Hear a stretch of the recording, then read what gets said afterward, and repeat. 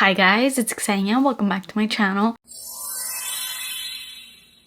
So today I'm going to share with you 5 perfumes that you probably haven't ever heard of or maybe don't hear of as much as the mainstream perfumes that we always hear of. And not only are these 5 perfumes extremely underrated, but they are all under $30. Now I do want to give a little disclaimer to that. The price points for a few of these do vary based off of different websites. They're more on some websites, they're less on others. So do your research. Don't just buy off the first website that you see them, because some websites do upcharge like crazy for no reason when there's other websites that exist that give you the authentic fragrance at a reasonable price that is around that $30 mark. I will try to link in the links. I'm not sure if it's this side or this side, but whatever I put on there is the most affordable that I could find. So look there, but also I urge you to do your own research as well if you can find better price points. And always, for any perfume, check on secondhand websites like Mercari, Poshmark, and things like that, because you could always find some great deals on there as well. With all that said, let me show you guys 5 super amazing, underrated fragrances that all have amazing scent profiles and that give off rich, expensive perfume energy. Please subscribe to my channel before we get into it and turn your post notifications on, and let's get started. Starting with this one.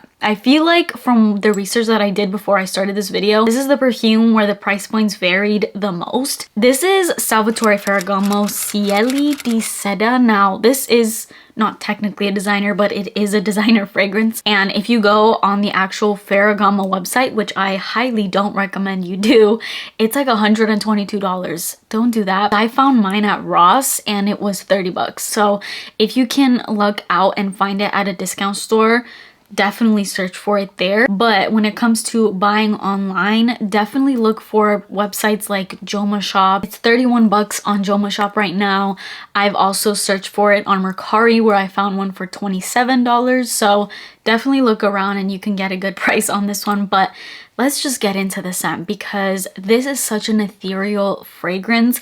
If you're into berries, as I am, this is the fragrance. But it's unlike that sweet candy type of berry where it's more on the sugary side. This is the most perfect and equal proportion of the sweetness, juiciness, freshness of berries mixed with a little bit of the greenness that comes from the stems of those berries. Now, when I think of green berry fragrance, I think of Amethyst by Lilique, which I did not like because I felt like the green notes were overruling the berries.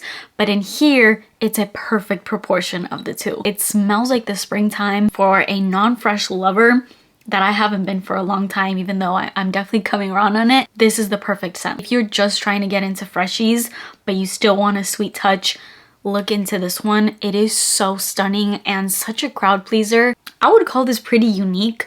Like, instead of getting, you know, the usual basic Versace Bright Crystal, go for something like this that will give you kind of the same vibe, but you're wearing a perfume that not every single person out there is wearing. I don't think I've seen a single person talk about this perfume, like, ever. I found this at Ross and I was doing my research on Fragrantica before I bought it. I saw the notes and I immediately bought it, and it was one of my most successful blind buys ever. It starts off with black pepper, and in the middle notes you have blueberry and silk. It literally has a silk note, so it just goes to show it is so smooth and quite literally silky. And then there's a base note of musk. It's maybe slightly watery and maybe a tiny bit tart and sweet.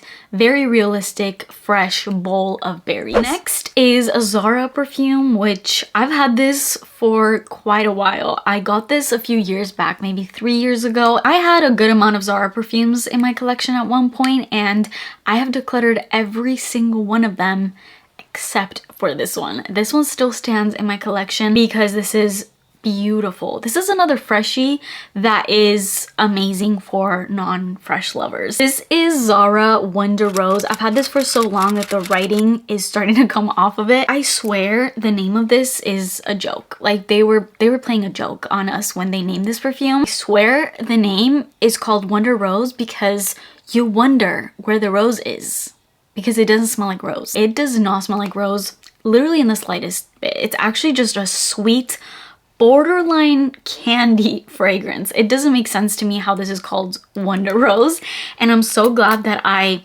didn't just like walk past this, because if I'd seen that name, especially around the time that I bought this like 3 years ago, where I was just not dabbling with florals at all, I would have ran so far past this. But I'm so glad that I smelled this. It's yummy. It's it's candy. It's like straight up candy, but not too juvenile. This has top notes of pear, it has middle notes of fruits, and base notes of vanilla.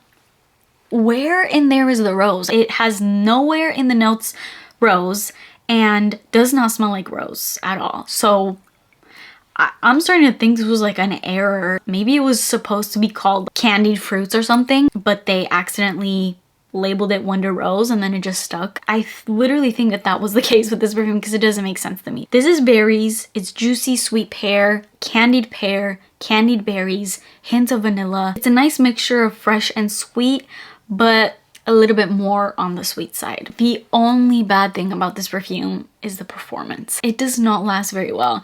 I do overspray this scent. Like I'll do like 15 to 30 sprays of this, which may seem like a lot, but if you smelled this, if you have this in your collection, you know this is a pretty poor performing scent. So that is just the right amount for me to get like an average wear time out of this scent, which is like 4 to 5 hours, and then you may need to reapply. That's the only downside of this scent. If this was long lasting, this would be like a daily go-to scent of mine. It is so good. Next up, this is a fragrance by Monde Gourmand. I do hear a lot about this brand, but I don't hear anything about this specific fragrance. This is called 000. If you're into perfumes like Glossier U, Molecula 1, Le Labo Another 13, not saying this smells exactly like those, but if you know the scent profile of those, where it's that your skin better, musky, woodsy, kind of almost molecular type of scent profile, that's what this perfume is. This is a unisex perfume and it smells very unisex. It's got notes of bergamot, freesia, middle notes of water lily, and base notes of sandalwood. It's a woody, citrus, very crisp, aromatic fragrance. A lot of Monde Gourmand fragrances, I feel like, even though I do like a lot of them and they smell really good, a lot of them tend to be more just basic, which is not always a bad thing. I love basic perfumes, but they're not always the most original scents ever. But this one definitely stands out amongst all the others, which is why I was so surprised with this perfume. It's like $25, and even lasting power on this is a lot better than any other Monde Gourmand scent that I've tried, where performance on those is not always great. This one actually is pretty strong, especially given the scent profile. When it comes to like freshies, more musky type scents like this, they usually don't do great on performance, but this one actually does. And I think that that has a lot to do with the fact that it's just really woody. It smells kind of like what Sprite tastes like. That's the best way I can put it. It's really good. I highly recommend this one. I got this at Nordstrom Rack, and yeah, it was $25. Next is one of my most nostalgic fragrances that reminds me of my childhood every single time I wear this, and that is this Nina Ricci by Nina Ricci perfume. This is, I believe, the original Nina Ricci fragrance. It's this appley looking bottle. It's a really cute bottle. Honestly, this fragrance is just entirely undescribable to me. It reminds me so much of my childhood. Growing up, I feel like this is all I would smell in that time, so it just takes me right back, but not in a way that's like, oh, this is just juvenile and smells like a little kid. It actually doesn't. Like, I was way ahead of my time with this perfume, because this does not smell like a 12 or 13-year-old fragrance, which is when I kind of started wearing this. And I don't even think I had this exact one. I had like a dupe of it of some sort that I had gotten in Greece. But when I smelled this for the first time, I was just immediately transported back. This is a really zesty, tangy, again, very aromatic scent, but it's so much more than that. Like, it's not your basic freshie. It has top notes of Amalfi lemon and lime, middle notes of Granny Smith apple, praline, peony, datura, base notes of apple tree, musk, and Virginia cedar. This is why I love Fragrantica, because I'm looking up some perfumes that this is compared to, and it just gave me this BU fragrance right here. It's called Rockmantic Serentis. I never even knew the name of this, but this is the exact BU fragrance that I used to use over a decade ago, and that smelled exactly like this perfume. I don't know if BU fragrances are exclusive to Greece. I'm not sure, but I grew up on BU fragrances. They're these really affordable perfumes, but they smell amazing. Like, they smell so good. If you know, you know. Comment down below if you grew up on BU fragrances, because I did. And so these perfumes have a special place in my heart. This is just perfect. It's fresh, it's fruity. It's definitely like a very early 2000s Y2K type of fragrance. It's just a really happy scent. Like, you wear this and it instantly just kind of puts a smile on your face. It's definitely a mood booster for sure. And then the last perfume, this is an Arab fragrance, and it's one of the most untalked about Arab perfumes. Obviously, Arab fragrances are really big now and everyone's talking about them, but I think out of all of them, this one doesn't get much love, and I don't know why, because this smells like a $300 perfume, and that is Liam from Lattafa. This is like $25, which doesn't make any sense to me for this 100ml bottle. It is supposed to be, I guess, a dupe of Gris Chanel from BDK, but coming from somebody that smelled that perfume and didn't really love it, this is better. So it's even better than a high-end niche perfume. This has fig in it, which fig has my heart. Fig has become one of my favorite notes ever because it's just the perfect amount of sweetness. It's got depth. It's not like most fruits where they're a little bit more fresh and airy. Fig actually has depth. It smells so perfect in perfume. Like, fig was just meant to be in perfumes. This has top notes of cardamom, fig, black tea, middle notes of iris, vetiver, labdanum, and base notes of vanilla, sandalwood, tonka, and patchouli. It is slightly masculine.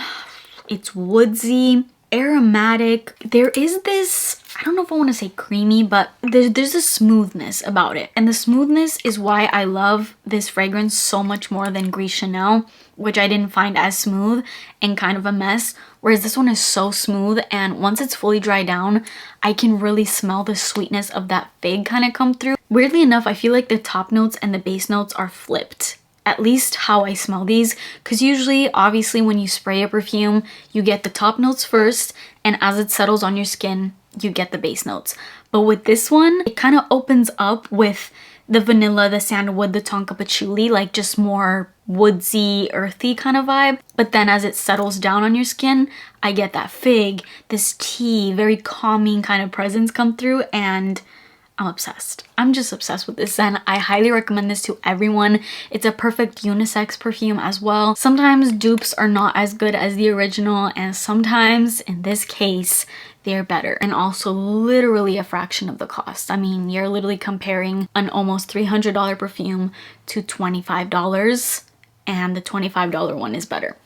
Just in my opinion, at least. Okay, so that is it for this video. I hope you guys enjoyed it. Let me know your thoughts in the comments down below, and let me know an underrated perfume that you use and love that is super affordable that should not be underrated. Or maybe it should be, because, you know, sometimes everybody kind of gets their hands on it and it kind of loses, you know, the magic. Like, I get that as well, but then the other side of me is like, these are too good not to share. So yeah, let me know your favorites when it comes to that category in the comments. That is it for me today. Please subscribe to my channel if you haven't already, and turn your post notifications on, and I'll see you in my next video. Bye.